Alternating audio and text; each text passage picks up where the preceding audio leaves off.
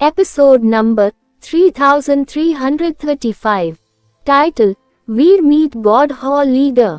क्या the story of gene Anderson Saini ने बनाया था। वीर की आंखें चौड़ी हो गईं। उसने अविश्वास से केओस लेडी को देखा। वीर का मुंह इस वक्त इतना खुला था कि उसके मुंह में तो एक अंडा भी दबा दिया जा सकता था। ह्यूमन अल्फा उस जमाने में बहुत घमंडी था। वह उस आखिरी कदम को पूरा करने के लिए अपने शरीर का इस्तेमाल करना चाहता था, इसलिए उसने द स्टोरी ऑफ जीन्स की रचना की। केओस लेडी हंसी और आगे बोला, यह अफसोस की बात है कि द स्टोरी ऑफ जीन्स सिर्फ एक सिद्धांत था। यह असल में हुआ ही नहीं। कोई भी इसे अमल में नहीं ला पाया, खुद ह्यूमन अल्फा भी नहीं। क्या जीनो प्रोटोटाइप के कवच की सहायता से मैं द स्टोरी ऑफ जीन का अभ्यास नहीं कर पाया? वीर ने पूछा, क्योंकि वह इसके बारे में उत्सुक था। केओस लेडी ने सिर हिलाया और बोला, द स्टोरी ऑफ जीन में यूनिवर्स के हर जीन की एक पंक्ति शामिल है। मेरे जीनो प्रोटोटाइप की शक्ति तुम्हारे शरीर की जरूरतों को द स्टोरी ऑफ जीन का अभ्यास करने के लिए पर्याप्त बनाने में सक्षम थी, लेकिन वह न्यूनतम संभव आवश्यकता थी। द स्टोरी ऑफ जीन को अंतिम चरण में भी तुम्हारे अपने जीन की आवश्यकता होती है। ये सिर्फ तुम पर लागू नहीं होता। यहाँ तक कि एंडरसन सैनी, जिसके पास जीनो प्रोटोटाइप कवच है, वह भी ऐसा नहीं कर सकता। ठीक है, अब समय आ गया है। हमें जल्दी करना होगा और सोनल को सुपर जीन बीज से मिलाने में मदद करनी होगी। मुझे तुम्हारी मदद की जरूरत पड़ेगी। केओस लेडी ने वीर की छाती की ओर इशारा करते हुए कहा, तुम्हारे शरीर में आधा सुपर जीन है, इसलिए ये सोनल की मदद कर सकता है। क्या तुम्हारा मतलब अल्टीमेट एग है? वीर चौंक गया। अब उसे समझ आ गया कि केओस लेडी का क्या मतलब था। यह कोई अल्टीमेट एग नहीं है, केओस लेडी ने कहा, यह मेरे और सोनल के पिता के जीन्स का परिणाम है। हमारे दोनों जीन्स मिलकर इस सुपर जीन के आधे अधूरे रूप को बनाते हैं, इस ज्ञान के साथ कि इसका इस्तेमाल ह्यूमन अल्फा को दबाने के लिए किया जा सकता है। उस जमाने में यह एक आधा अधूरा सुपर जीन था, लेकिन इसमें बहुत सारी खामियां थीं। इसे सुधारने का कोई कारगर तरीका नहीं था। सोनल को अपना सुपर जीन बीज विकसित करने में मदद करने के लिए इसका इस्तेमाल करना ठीक रहेगा। क्या आप कह रही हो कि यह अल्टीमेट एग ह्यूमन अल्फा को दबाने के लिए है? वीर ने पूछा। जहां तक मुझे पता है, यह अल्टीमेट एग तियाओ पैलेस के अल्फा यजुवेंद्र तियाओ का था। तुम जिस अल्फा यजुवेंद्र तियाओ का जिक्र कर रहे हो, वह ह्यूमन अल्फा का आफ्टर लाइफ है, केओस लेडी ने निश्चितता से कहा। यही वह जीवन था जिसमें अल्टीमेट एग मुक्त हुआ था। अगर मैंने सही अनुमान लगाया है, तो अल्फा यजुवेंद्र तियाओ के पुनर्जन्म के बाद एंडरसन सैनी अस्तित्व में आया। वीर को पक्का पता था कि ह्यूमन अल्फा यजुवेंद्र तियाओ और एंडरसन सैनी एक ही व्यक्ति थे। यह अजीब बात थी कि एंडरसन सैनी अल्फा यजुवेंद्र तियाओ था, लेकिन एंडरसन किंगडम एक ऐसा किंगडम था जो तियाओ पैलेस का समर्थन नहीं करता था। केओस लेडी ज्यादा कुछ समझाने के मूड में नहीं थी। उसने बस सोनल को सुपर जीन बीज का इस्तेमाल करना सिखाने की कोशिश की। वह लौकी की बेल थी। दरअसल सिर्फ सोनल ही उस लौकी की बेल का इस्तेमाल कर सकती थी। जब उसके जीन लौकी की बेलों के साथ बड़े हुए, तो लौकी की बेलों ने सोनल के जीन के विकास को तेज कर दिया। वे दोनों एक दूसरे की मदद करते थे। दोनों को एक दूसरे की जरूरत थी। केओस लेडी ने वीर को जल्दी ठीक होने में मदद की। फिर उसने उसे अल्टीमेट एग को नियंत्रित करने का तरीका सिखाया। उसने वीर को अल्टीमेट एग को नियंत्रित करने दिया। जब वीर अल्टीमेट एग को नियंत्रित करने में सक्षम हो गया, तो वह अल्टीमेट एग का उपयोग सोनल की शक्ति को रिचार्ज करने के लिए कर पाया।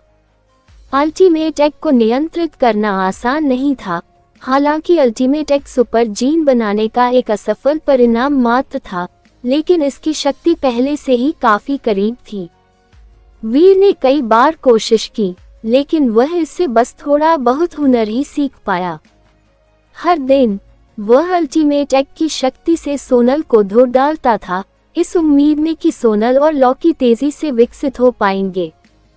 वहीं दूसरी तरफ 33 स्काइज में लड़ाई के बाद एंडरसन सैनी फिर कभी नहीं दिखा।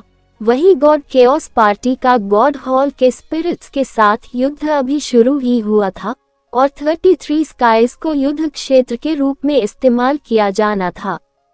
God chaos party break world के कई बीस्टों ने नेतृत्व की स्थिति के लिए गॉड स्पिरिट से लड़ाई लड़ी। 33 स्काइज में से 23 स्काइज का एक स्वामी था।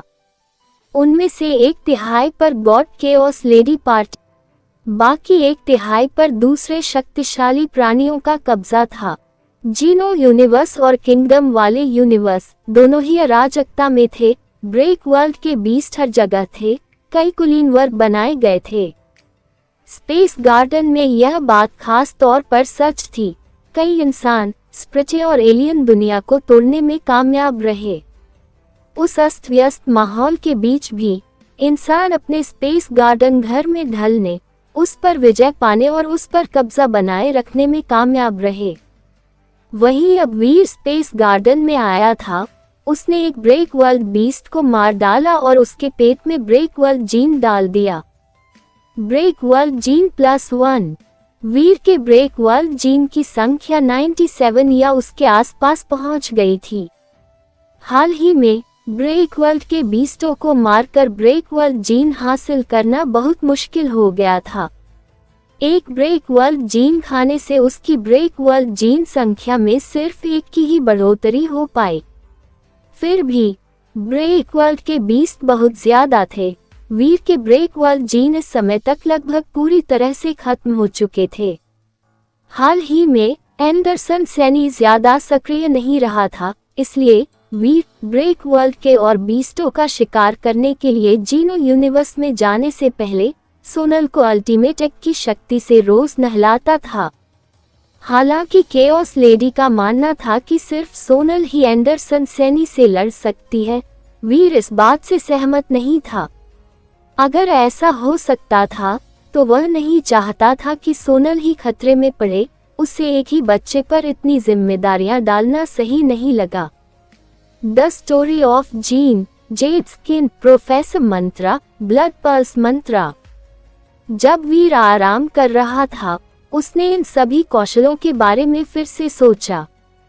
जीनो प्रोटोटाइप कवच में एक ऐसी शक्ति है जो यूनिवर्स की उत्पत्ति से उत्पन्न होती है। सभी जीन रेखाएं इसमें मौजूद हैं। मेरी शक्ति चाहे कितनी भी प्रबल क्यों न हो, वह यूनिवर्स के आधार में कहीं से आती है। मैं जीनो प्रोटोटाइप के कवच को नहीं तोड़ पाऊंगा, तो मैं इसे कैसे तोड़ूं और उस शक्ति को कैसे प्राप्त करूं जो अस्तित्व से परे है। जैसा कि हम जानते हैं, वीर इस मुद्दे पर बहुत सोच रहा था। वीर जानता था कि ये आसान नहीं होगा। अल्टीमेट एग इतनी बड़ी शक्ति थी, लेकिन वो ऊपर उठने और नियमों से आगे बढ़ने में नाकाम रही। ये एक नाकामी थी। एंडरसन सैनी बहुत ताकतवर था, फिर भी वह आखिरी कदम उठाने में नाकाम रहा। आखिरकार उसे जीनो प्रोटोटाइप कवच का इस्तेमाल करना पड़ा। सोनल के पास गॉड केओस पार्टी लीडर और गॉड हॉल लीडर से अंतिम अच्छा जीन था, लेकिन अंतिम चरण तक पहुंचने के लिए उसे अभी भी सुपर जीन बीज के साथ संयोजन करने की आवश्यकता थी। क्या इसका मतलब यह है कि उस आखिरी कदम को उठाने के लिए अपनी शक्ति का उपयोग करने का कोई तरीका नहीं है? वीर ने खुद से पूछा। जब मैं और समीरा एक साथ आए तो मुझे वह बाधा महसूस हुई। अब समीरा तो चली गई है, लेकिन मेरी शक्ति को शायद अगले चरण से गुजरना न पड़े। वीर आसानी से हार मानने वालों में से नहीं था। हालांकि कई लोगों ने उसे बताया था कि सोनल ही आखिरी चरण तक पहुंचने में सक्षम है, फिर भी वह हार नहीं मानना चाहता था। वह सोनल द्वारा समस्या के समाधान का इंतजार नहीं करना चाहता था। वीर सोच ही रहा था कि एक साया उसके पास आ रहा था। वह जेनो हॉल का लीडर गॉड था। गॉड ने हंसते हुए कहा, ऐसा लग रहा है कि तुम मुसीबत में हो। हमें बचाने के लिए धन्यवाद। वीर जानता था कि मोमेंट गॉड और बाकी लोग संभवतः उसकी वजह से ही शामिल हुए थे।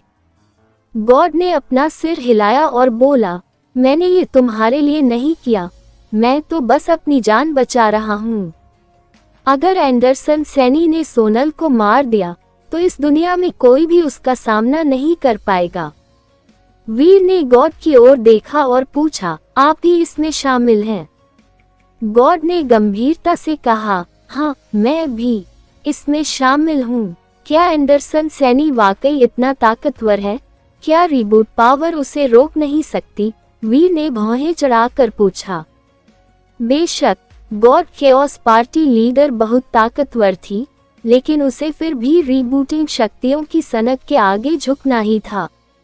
इसका इस्तेमाल एंडरसन सैनी के खिलाफ क्यों नहीं किया जा सकता था? यही बात वीर को उलझन में डाल रही थी। क्या केओस लेडी ने तुम्हें नहीं बताया कि एंडरसन सैनी में रीबूट क्लास गॉड स्पिरिट के जीन हैं?